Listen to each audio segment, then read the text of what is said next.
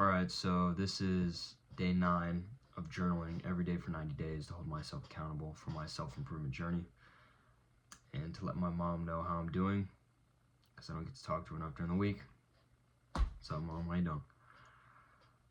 So this is 90 days of no social media, reducing screen time to less than 3 hours a day, morning and evening routines, avoiding suggested content online, and maximizing productivity for my work, training, and for side projects.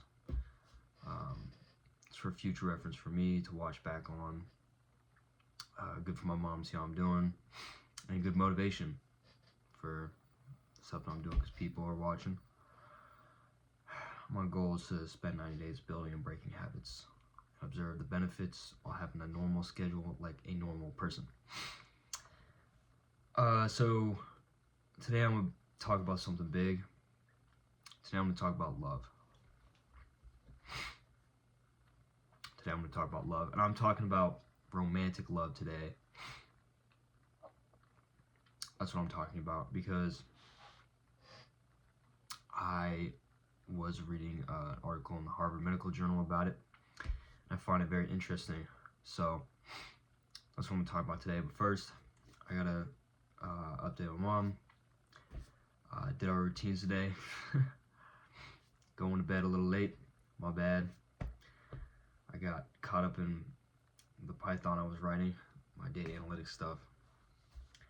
So, but I did the routines, yes. Kept screen time low. Did everything right. Felt it was a good day today. I literally just did data analytics all day. I'm not a huge data analytics guy. I like it, but it's not what I mainly do. I'm an engineer, so it's a little bit different than the stuff I normally do. I've done thermal engineering in the past, mostly, so coding in Python is kind of weird and new to me. So I spent all day, and I've decided to jump off the deep end with my newest project, and I'm working on quantitative research in finance. So quant finance for those who know. Yikes! I'm just doing it for fun. I want to post a YouTube video about that in the next day or two because I really want to. I want to get that. I want to make that a project. I want to like post videos about quant finance and doing statistical analysis. I'm gonna try my best. I've been working on it all day today, and I've been doing some cool stuff, but I still need to fix it because it's broken right now. As it always is. Those who code and do computer programming, they know. It's always broken. Always need to be fixed. Anyways, some good, some bad, some interesting. Relaxing weekend. That's good. My data analytics was fucked this evening, and I'm up late. Not so good. I don't really have anything interesting. Just interesting what I'm going to talk about. So I'm going to jump right into it. Let's talk about love. Romantic love.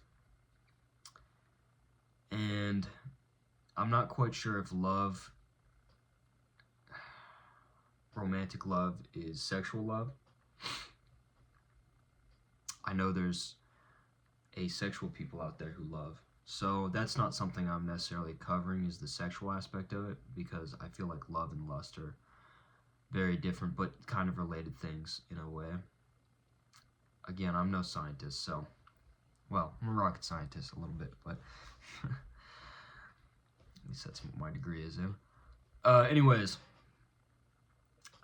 I was reading an article in the Harvard Medical Journal who followed some of the stuff that Richard Schwartz, who's an associate professor of psychiatry at Harvard, had to say about love. So, smart guy, I guess. He's also in a good relationship with his wife, so apparently he knows what's going on. And it's as follows. The term lovesick.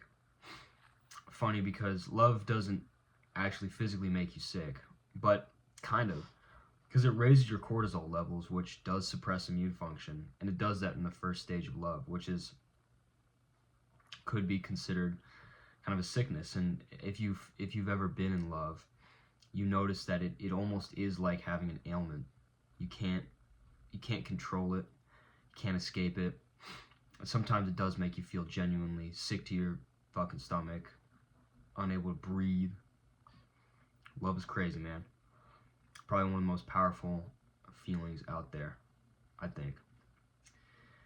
But it turns on the very popular, very well-known neurotransmitter dopamine, the feel-good chemical.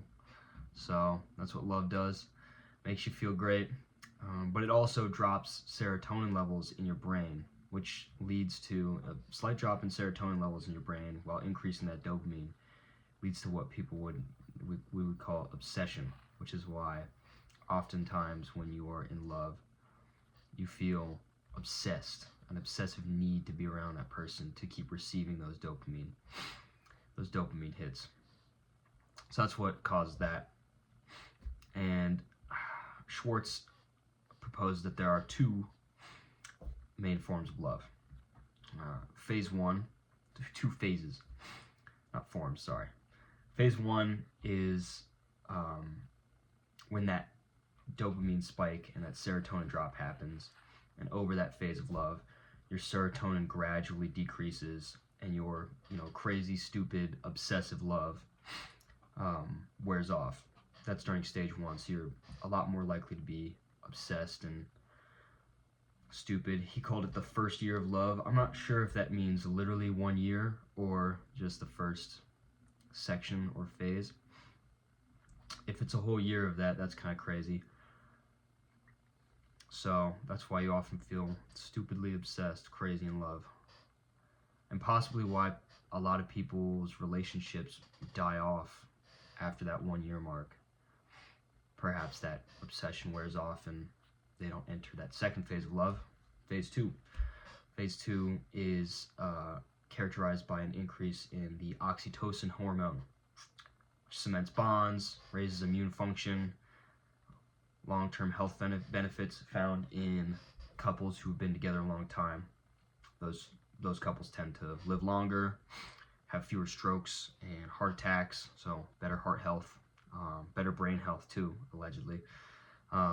Less depression rates amongst those who are with a long-term partner, and a higher cancer/major surgery survival rate, which is pretty cool. And it goes to show that as humans, as social creatures, having somebody to share a close bond with positively affects your health long term. It can cause you to make or break very serious illnesses and ailments. There's lots of times where I've seen anecdotally people say, if it wasn't for this person, I might have died. And I know this case we're talking about romantic love, but I think that probably is the case. That long-term oxytocin hormone, I think, is probably extremely present, and a lot more present very early on, and more present throughout the whole time with all sorts of love. I think probably when I am around my mom, my brain probably releases oxytocin, which is definitely that bonding, chemical, that bonding hormone. And so there are lots of times in my life where I've thought, if I didn't have my mom, where would I be? Probably not in a great spot, if not dead. So it goes to show that as social creatures, we need someone to have that close social bond with. It's important. So pretty cool for long-term love. Phase two, it's a much more mature, calmer form of love. That's why you see couples who are in that phase two, and maybe it is that after that year, you see people going for 5, 6, 7 years. And those types of breakups, I notice, if you're at the 7-year mark and you break up with somebody, that has more to do with distinctly different personality types, or something that's fundamentally wrong in the relationship between both partners, something really deep. If you see someone break up after 3, 4, 5 months, a lot of the times, at least anecdotally, I feel I see and I hear a lot of things where it just becomes, it seems a lot more superficial than the reasons that people who are breaking up after those long-term relationships break up after. So I'd say that in practice, it probably seems like a more mature, much more calm form of love, in which you spend time greatly appreciating that person, who they are, less of an obsessive drive and a need for dopamine. That's pretty cool. Something that I personally would love to seek out. I am a very calm person myself. I like zen, relax, chill. So if someone's trying to release some oxytocin for me, let me know, hit me up. But yeah,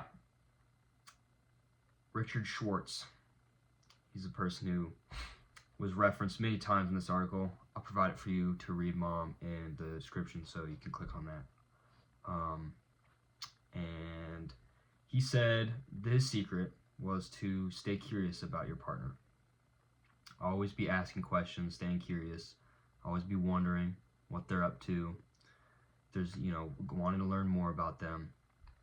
People fundamentally seek to be understood, and especially when it comes to love, and romantic love at that, understanding each other is probably the most fundamental basis.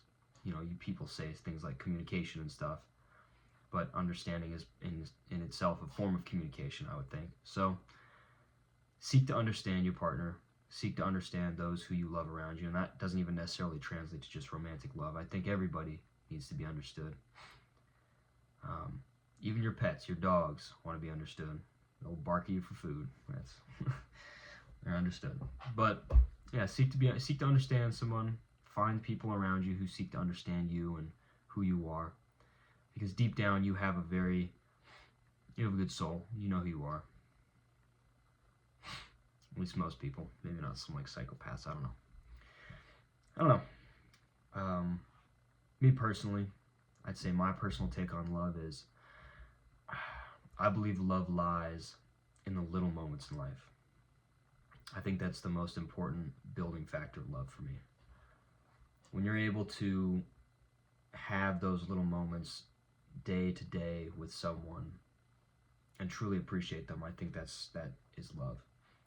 Because you can do grand gestures and go on grand trips and have extreme, emotional swings and crazy things and adventures happen to you guys. But, what happens when you're sitting there at night reading a book in your room? Like, who would you want sitting next to you silently, not saying anything, not interacting, not having a fun time? Like, it's just you just doing nothing. Who do you want there? At the end of the day, when you're tired and don't want to talk to anybody, and not even necessarily lonely, but you're just existing, who would you have sitting there with you and be okay with it? Who would you be like, all right, this is the person I want around me? Me personally, I can think of a couple of people, namely almost basically all members of my family, and probably most principally my mom. Spend a lot of time when I'm with her just chilling. And I think that is a very big characteristic of love, is who are you willing to be around when it doesn't actually really matter. When it's not like a crazy event or a big story, or, something's going down and the pictures are out and everyone's in their cool fits and everything's going crazy, and it's a living life in the moment, Who do you want to be when it's the moments where it's lame and chill and you're just doing nothing? So yeah, that's my thoughts on that. Shout out Richard Schwartz. An article has a really cute picture of him and his wife. I don't know how modern love is nowadays. Modern dating is dreary with social media and dating apps and everything. I personally don't subscribe to any of that. Not anymore. I've used them. I've used all of that, but that kind of superficial love, that stage one obsessive dopamine rush kind of love, is not for me. So, hence why I am alone filming videos at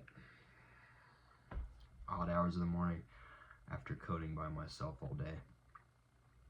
That would explain why. Am I cool and mysterious, or am I weird and autistic? Let me know, guys. Probably both. Deuces.